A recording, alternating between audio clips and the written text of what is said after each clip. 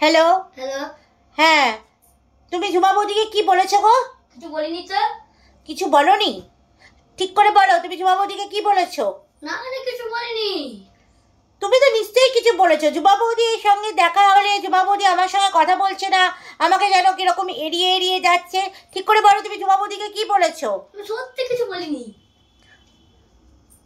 তুমি যা মানুষ, তুমি নিশ্চয়ই কিছু বলেছো। আমি তোমার কথা বিশ্বাসই করি না একদম। ঠিক করে বলবি কি বলেছিস? আরে দেখো, তুমি যখন চা খাও, মুড়ি খাও, তখন ঝুমা বসলে তুমি কি বলবা? হ্যাঁ, বৌদি এসো, চা খাও, মুড়ি খাও। এখন যদি ঝুমা বৌদি তোমার ভাত খাওয়ার সময় আছে, তখন তুমি কি বলবা? হয়তো ভাত খাও, ঝুমা বৌদি এসো, ভাত বাড়ছি, তুমিও খেয়ে নাও, আমরা খাচ্ছি যখন, এটাই বলবো।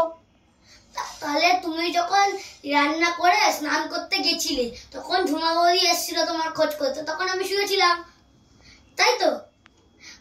তারপরে ঝুমা বৌদি আমার ঘরে এসলো, তাই আমি বললাম আসো ঝুমা বৌদি আমার পাশে এসে শুয়ে পড়লো। তো ছাড়া তুই এই কথা বলেছিস ঝুমা বৌদিকে?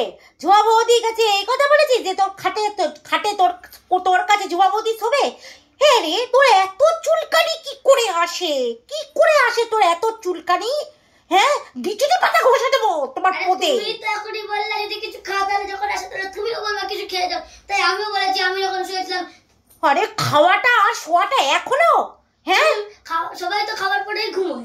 আরে বাবা, তোর কাছে ঘুমাবে? তোর পোদের কাছে ঝুমা বৌদি গিয়ে ঘুমাবে? কত ছাড়া। এই তুই রাখ ফোন, তুই রাখ ফোন। তোর ব্যবস্থা, এই লোকটাকে নিয়ে না আমি আর পারি না। ইস, কি সব উল্টো পাল্টা কথা বলে দিয়েছে। এবার ঝুমা বৌদিকে নিয়ে আমি কি করে মুখটা দেখাই?